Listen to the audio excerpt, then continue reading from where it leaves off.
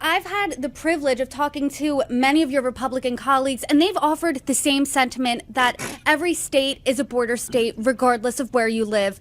And obviously, I can hear that you're frustrated with the Biden administration's policies regarding the border, specifically Mayorkas' policy. But what qualifies here as a high crime and misdemeanor opposed to, hey, I just disagree with these policies? Let me ask you this. Do you know how many people are dying in America from fentanyl every day? Off the top of my head, I do not. It's about well, if you want to be, judicious and gracious in your numbers, it's about 100 a day.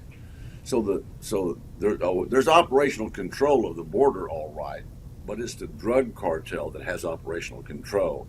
They send fentanyl, they send sex trafficking, they send other kinds of drugs across the border at will.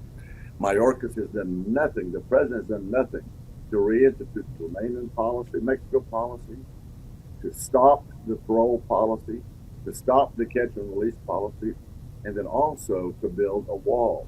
So Mayorkas has done nothing. He's abrogated his duty per the Constitution to protect Americans. Now think about it this way, Brittany.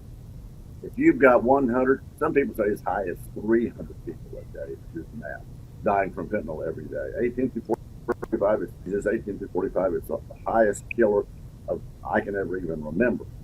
If you had 100 to 200 people a day going down in airliners, crashing and killing killing 1 to 200 Americans a day, how long do you think that would go on, Brittany, before there was a national outcry?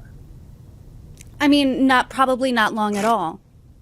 Right. So why isn't the president, you say his policy, I don't think he has a policy. I don't think Alexandro Mayorkas has a policy. Their policy is to turn, and so is the vice president, who's supposed to be the czar, border czar. They turn a blind eye and ear to the border, and they act like it's no big deal. In Texas, as you know, there's about 2,000 miles United States border with Mexico. Texas has almost 2/3 of that, 1,200 miles, give or take, and we're bearing the brunt of this. Our great Governor Abbott's doing the right thing. He's putting up barriers, barricades, and now the president is suing him to take them down.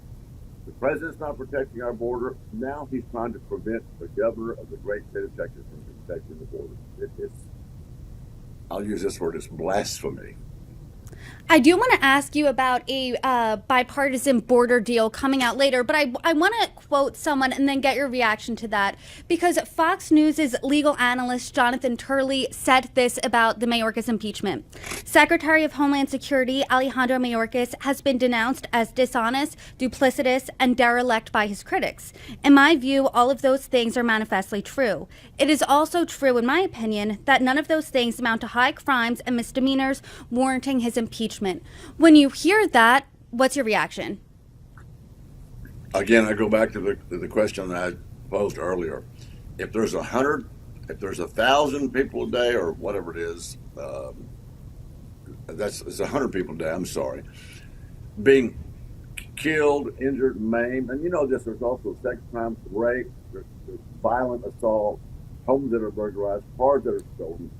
I've witnessed when I was in Texas lecture, I watched a video of drug runners running from the police, crashing at 80 miles an hour in a stolen vehicle, running through intersections, T-boning a Suburban and killing all 5 Texans inside.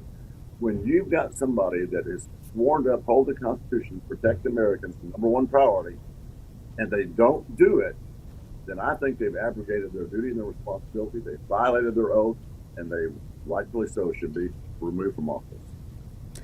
I hear how passionate you are about this issue, and as you know, a bipartisan group of senators have been working on a border security deal. So is this something that you would support?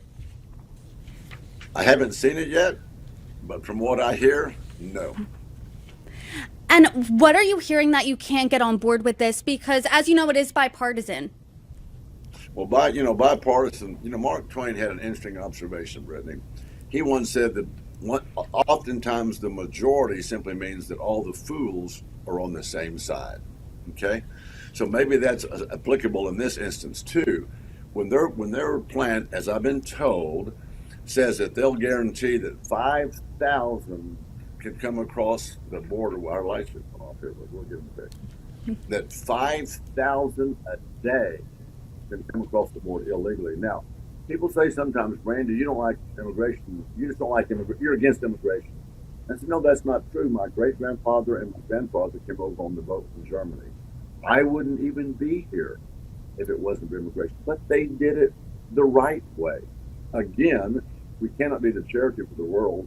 My great grandfather and grandfather came over to build the country. They applied. They came across the boat. They got their permission, if you will.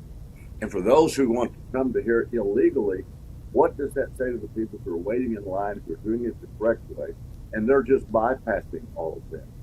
It says that they don't give a hang about our laws. They don't give a hang about the sovereignty of our country, and they're going to do whatever darn well pleases them, irrespective of who it hurts. It's a travesty.